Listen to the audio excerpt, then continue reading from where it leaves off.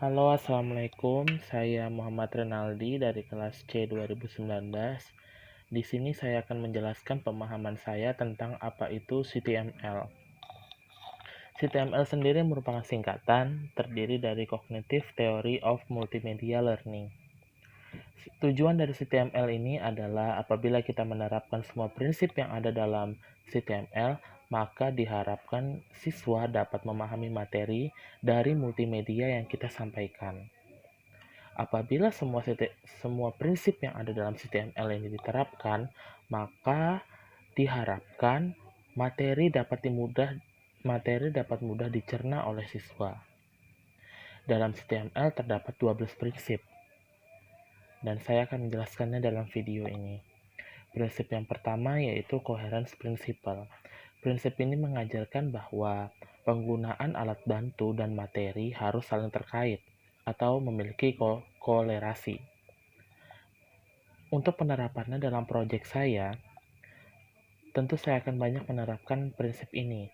Salah satunya seperti penggunaan animasi dan materi harus saling terkait.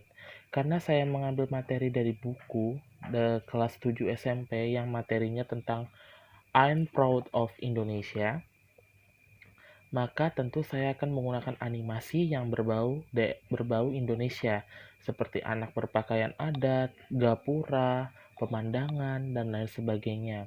Walaupun dalam proyek saya nanti, saya tidak akan menuliskan titelnya I'm Proud of Indonesia, tapi saya akan mengambil intisari dari materi itu, yaitu teks deskripsi.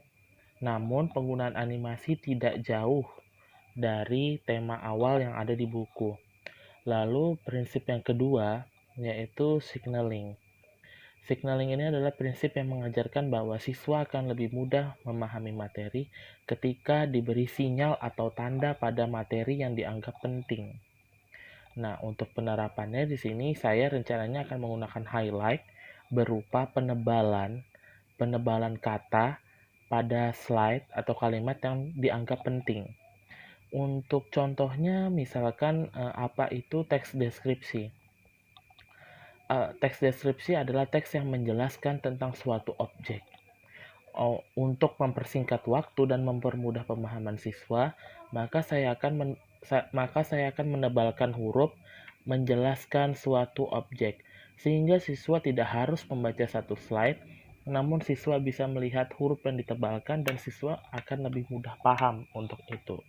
Lalu prinsip yang ketiga yaitu redundancy principle. Mohon maaf apabila saya salah pengucapan, tapi redundancy principle menurut pemahaman saya adalah siswa lebih baik mendengarkan grafik dan narasi daripada grafik, teks, dan narasi.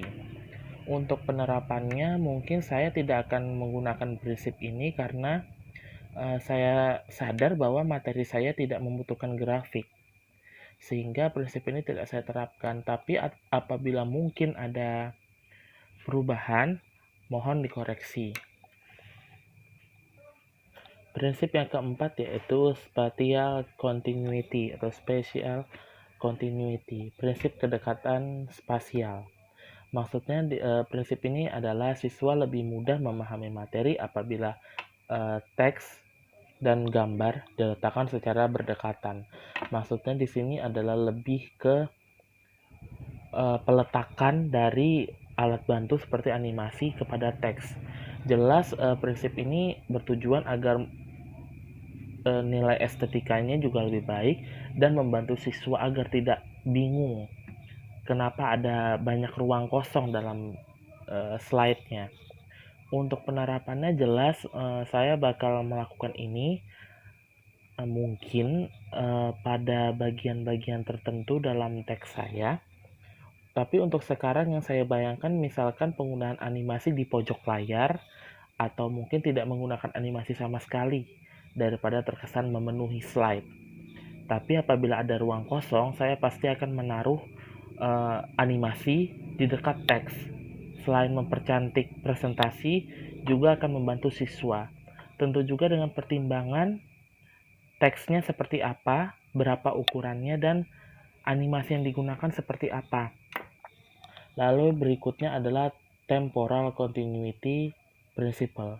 Maksudnya di sini adalah prinsip yang menjelaskan bahwa siswa lebih mudah memahami materi apabila penggunaan animasi dan narasinya sesuai. Maksudnya di sini kalau menurut yang saya pahami sejauh ini adalah prinsip yang menekankan tentang kesesuaian waktu dengan animasi. Misalkan untuk lebih jelasnya saya berikan contoh, tuang 3 butir telur. Nah, seperti itu. Prinsip ini mengajarkan seperti itu agar gerakan suara yang kita keluarkan dan animasinya harus sesuai. Mungkin saya tidak, untuk penerapannya mungkin saya tidak akan menggunakan aplikasi prinsip ini karena saya tidak dalam materi saya mungkin tidak membutuhkan ini. Mungkin materi ini akan lebih berguna di teks prosedur, dan sejauh ini saya belum membayangkan menggunakan ini. Baru yang berikutnya, yang keenam, adalah segmenting principle. Segmenting principle di sini maksudnya adalah siswa lebih mudah memahami materi ketika diberikan segmen. Segmen dari materi yang diberikan itu secara per segmen, per bagian-bagian. Siswa akan lebih mudah mengerti daripada materi langsung satu penyampaian. Untuk penerapannya, saya akan menggunakan seperti ini skemanya. Misalkan satu materi tentang struktur teks deskripsi. Saya akan membaginya dalam 2 slide. Padahal mungkin saja bisa saya terapkan dalam 1 slide. Tapi saya tidak memilih opsi itu karena saya beralasan bahwa tulisannya bisa lebih besar sehingga siswa lebih mudah melihat, juga bisa ditambah animasi di sekitarnya, dan tentunya juga dalam prinsip ini juga perlu dicampur dengan signaling. Walaupun memang konsekuensi menggunakan segmenting principle ini adalah siswa akan lupa dengan materi sebelumnya. Ketika kita sudah pindah ke slide sebelumnya, siswa lupa tentang materi apa yang sebelumnya terjadi. Ketika kita pindah ke slide selanjutnya, maka siswa akan lupa dengan slide sebelumnya. Maka dari itu kita perlu menerapkan segmenting principle yang dicampur dengan signaling principle agar siswa lebih paham dan mudah menghafal materi. Lalu prinsip yang ketujuh adalah pre-training principle. Menurut pemahaman saya, prinsip ini mengajarkan bahwa siswa lebih mudah memahami materi multimedia kita ketika mereka sudah tahu kunci atau inti dari pembelajaran materi itu. Untuk penerapannya jelas karena saya mengambil materi langsung dari buku paket, dan saya rasa setiap siswa juga punya buku paket itu dalam rumah mereka, pasti siswa tidak akan bingung dengan multimedia yang akan saya sampaikan. Kalaupun siswa kurang yakin, siswa bisa membuka buku dan saya jamin materinya tetap sesuai. Dan juga kalau di buku paket itu tidak menjelaskan tentang apa itu teks deskripsi, apa strukturnya bagaimana, dan di multimedia saya menjelaskan tentang itu. Jadi saya rasa siswa pun sudah terlatih sebelumnya apabila mereka membaca buku sebelum menonton multimedia saya. Sehingga saya yakin dan percaya bahwa siswa tidak akan bingung dengan multimedia yang akan saya sampaikan. Lalu yang berikutnya adalah modality principle, yaitu prinsip yang mengajarkan tentang penggunaan grafik dan narasi lebih baik daripada menggunakan animasi. Seperti yang saya bilang sebelumnya bahwa saya mungkin tidak akan menggunakan grafik, sehingga prinsip ini tidak akan saya terapkan. Karena materi saya memang tidak membutuhkan grafik, tapi saya akan lebih condong menggunakan animasi. Tentunya animasi yang saya maksud tetap sejalan dengan materi yang akan disampaikan, yaitu I'm proud of Indonesian. Tentunya bakal menggunakan banyak animasi tentang kedaerahan Indonesia. Lalu yang ke-9 adalah multimedia principle. Prinsip ini mengajarkan bahwa siswa lebih mudah memahami materi dengan kata-kata dan gambar daripada kata-kata saja. Memang saya sadari juga bahwa ketika kita menyampaikan materi namun hanya dengan suara kita saja, suara guru saja atau narasi saja, siswa akan mudah merasa bosan. Makanya, dalam multimedia yang akan sampaikan nanti, saya jelas akan menggunakan teks, narasi, dan gambar.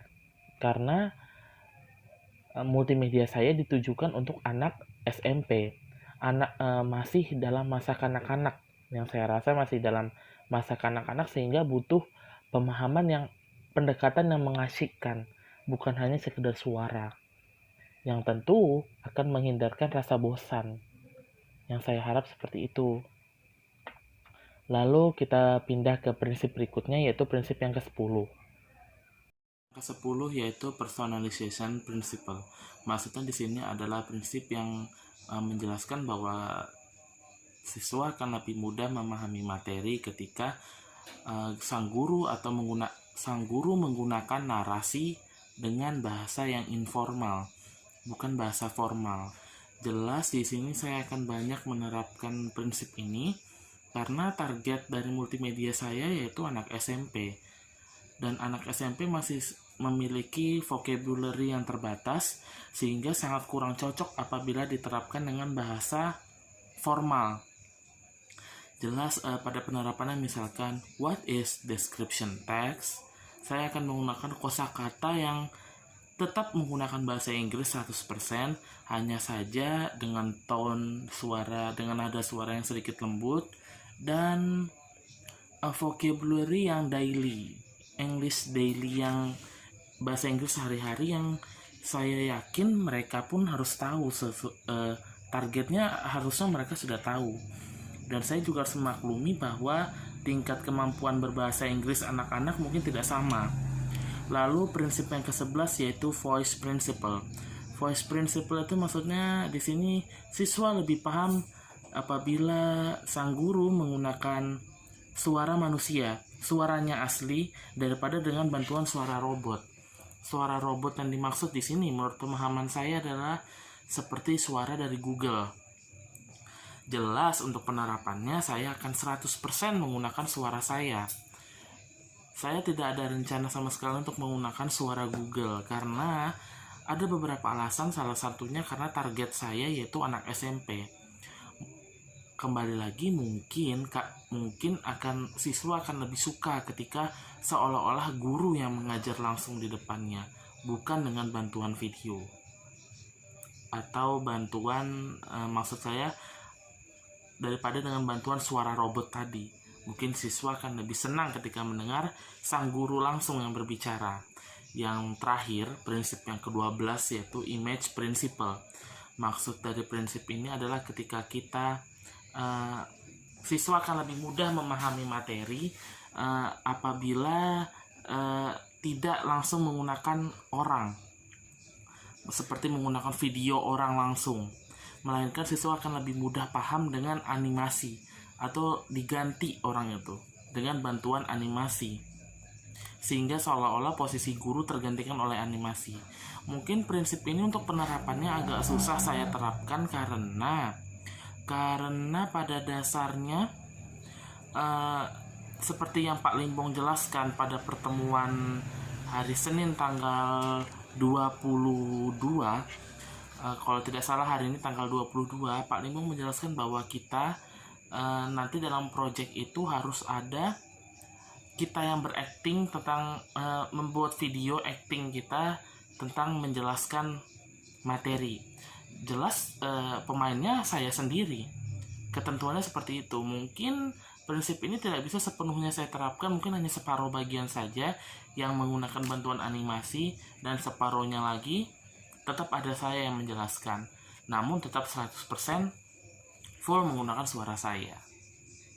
Oke, sekarang kita sampai kepada kesimpulan. Pada dasarnya, semua prinsip yang ada, yang 12 tadi sudah saya sebutkan, itu saling terkait. Nah, apabila prinsip ini kita terapkan secara utuh dan secara baik dan benar, maka prinsip di atas dan multimedia yang kita sampaikan itu dapat mudah diterima siswa. Multimedia kita membantu siswa memahami materi dan tercapainya learning objective. Oke, dan untuk penerapannya, karena saya mengambil materi anak SMP, maka saya akan dominan menggunakan animasi, teks, narasi, segmenting, signaling, personalization, dan beberapa prinsip yang telah saya sebutkan. Tapi saya lebih cenderung menggunakan ke-6 prinsip yang saya sebutkan barusan tadi.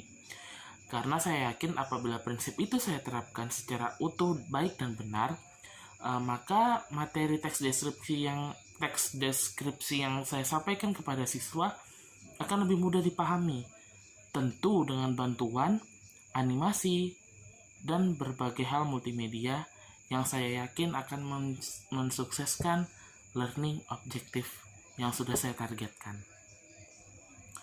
Sekian dari saya, kurang lebihnya mohon maaf apabila suara saya tidak jelas atau suara saya yang kurang enak didengar, mohon maaf. Terima kasih dan sampai jumpa.